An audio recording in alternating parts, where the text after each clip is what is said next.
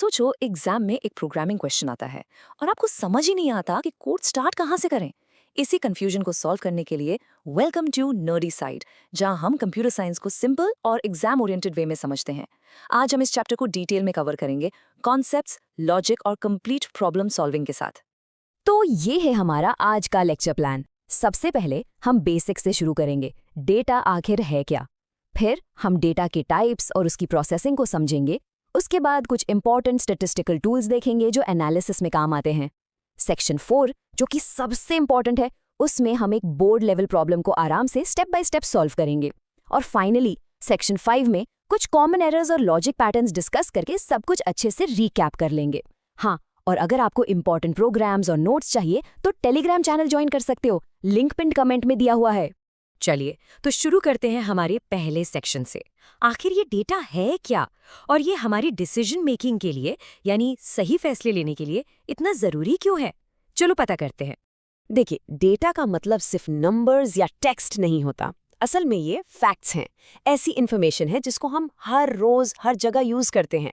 जैसे आपको college choose करना है तो आप क्या देखते हो? Placement data, right?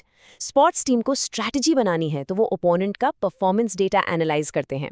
यहाँ तक कि गवर्नमेंट पॉलिसीज भी सेंसस डेटा पर डिपेंड करती हैं, और बैंक्स आपके हर ट्रांजैक्शन का डेटा रखते हैं।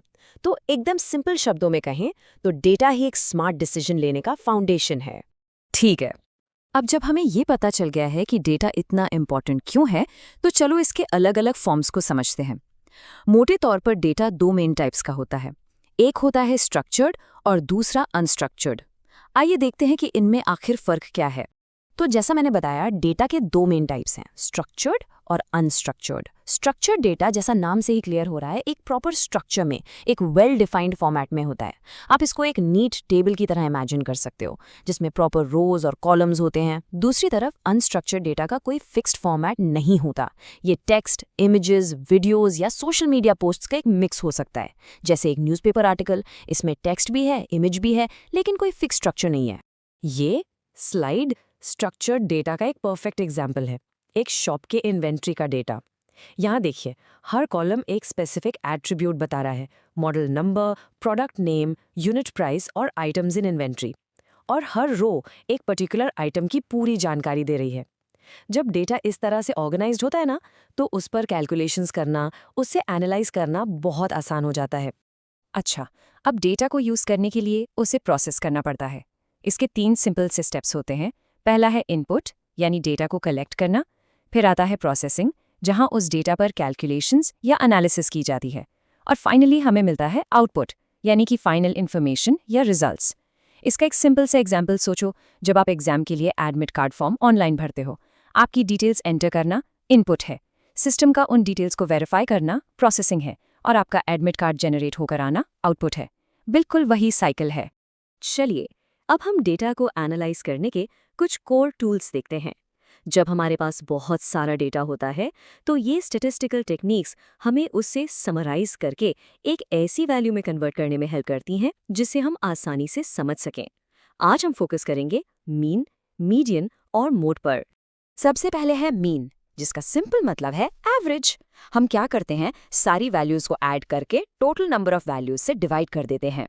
ये डेटा का सेंटर फाइंड करने का सबसे कॉमन तरीका है, लेकिन इसकी कमजोरी भी है। ये एक्सट्रीम वैल्यूज यानी आउटलायर से काफी इफेक्ट हो जाता है।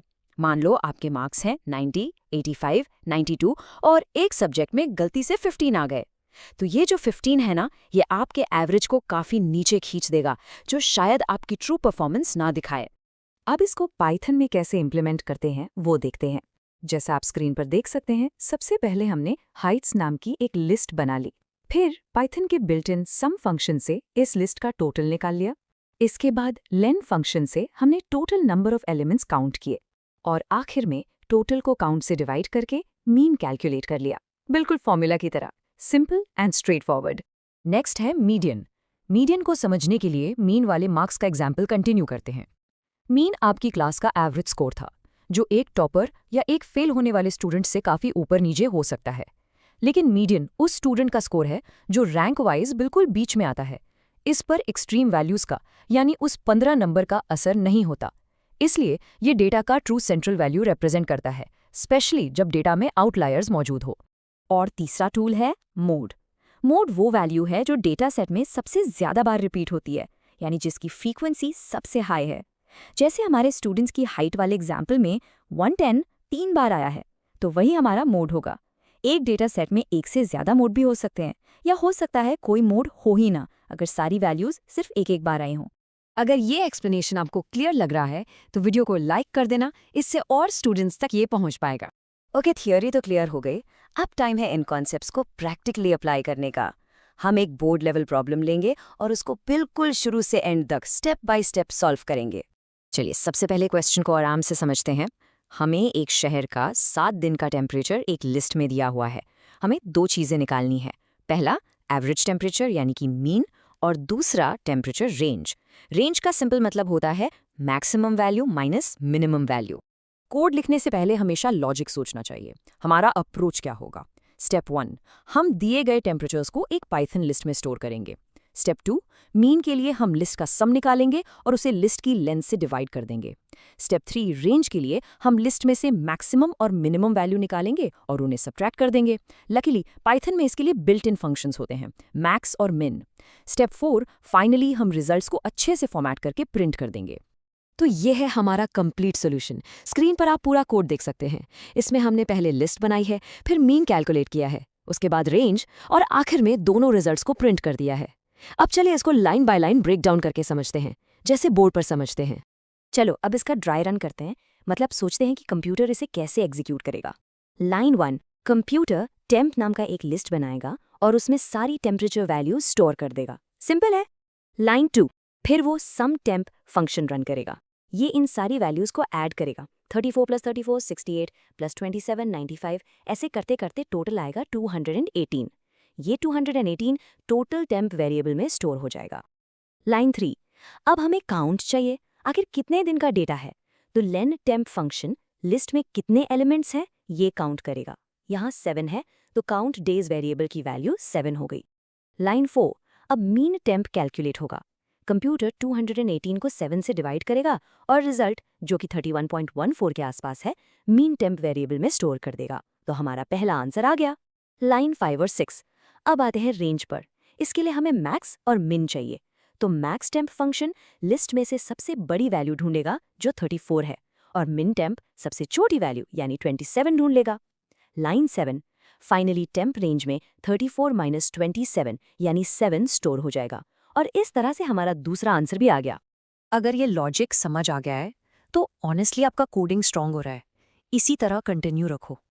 ओके, प्रॉब्लम सॉल्व हो गया। अब आते हैं फाइनल सेक्शन पर। यहाँ हम कुछ कॉमन लॉजिक पैटर्न्स देखेंगे जो बोर्ड एग्जाम्स के क्वेश्चंस में बार बार रिपीट होते हैं, और कुछ ऐसी कॉमन मिस्टेक्स जो स्टूडेंट्स अक्सर कर जाते हैं। ये कुछ कॉमन पैटर्न्स हैं जो आपको प्रॉब्लम सॉल्व करने का एक स्टार्टिंग पॉइंट देंगे। अगर क्वेश्चन में कुछ काउंट करने को कहा है तो ऑलमोस्ट हमेशा एक काउंटर वेरिएबल बनेगा जिसकी स्टार्टिंग वैल्यू 0 होगी। अगर सम निकालना है तो भी एक वेरिएबल बनेगा 0 से। अगर लिस्ट के हर आइटम पर कुछ काम करना है तो सबसे आसान तरीका है फॉर लूप यूज करना। और अगर लिस्ट में से मैक्स या मिन निकालना है बिना बिल्ट इन फंक्शन के, तो हम पहले एलिमेंट को मैक्स या मिन मान लेते हैं और फिर लूप चलाकर बाकी सबसे कंपेयर करते जाते हैं। एक बहुत ही कॉमन एरर जो स्टूडेंट्स करते हैं वो है लूप की कंडीशन गलत लिख देना। यहाँ स्क्रीन पर देखो, अगर i 10 से स्टार्ट हो रहा है और हर बार बढ़ रहा है तो while i greater than 0 की कंडीशन हमेशा ट्रू रहेगी, क्योंकि 10 भी 0 से बड़ा है, 11 भी, 12 भी एंड सो ऑन। इसकी वजह से आपका प्रोग्राम एक इन्फिनिट लूप में फंस जाएगा और कभी एंड नहीं होगा। इसलिए हमेशा याद रखो कि लूप की कंडीशन को डबल चेक करना बहुत ज़रूरी है। एंड करने से पहले ये एक बेहतरीन कोट है। ये हमें याद दिलाता है कि डेटा प्रोसेस करना ही सब कुछ नहीं है। हमारा असली गोल डेटा से इन्फॉर्मेशन निकालना, इन्फॉर्मेशन से नॉलेज गेन करना और अल्टीमेटली उस नॉलेज से अंडरस्टैंडिंग और विजडम हासिल करना है। कोड लिखना तो बस पहला स्टेप है। तो इस लेक्चर में हमने डेटा के कॉन्सेप्ट्स, उसके टाइप्स और उसको एनालाइज करने के स्टैटिस्टिकल टूल्स को डिटेल में समझा, और सबसे इम्पॉर्टेंट, हमने एक बोर्ड लेवल प्रॉब्लम को अप्रोच करना और लाइन बाय लाइन सॉल्व करना सीखा। अगर आपको इम्पॉर्टेंट एग्जाम रिसोर्सेज जैसे नोट्स चाहिए तो टेलीग्राम चैनल ज्वाइन कर सकते हो, लिंक पिन फॉर्मेट में दिया हुआ है। और अगर आपको और चैप्टर्स का रिविजन चाहिए तो चैनल को फॉलो जरूर करें। मिलते हैं नेक्स्ट लेक्चर में।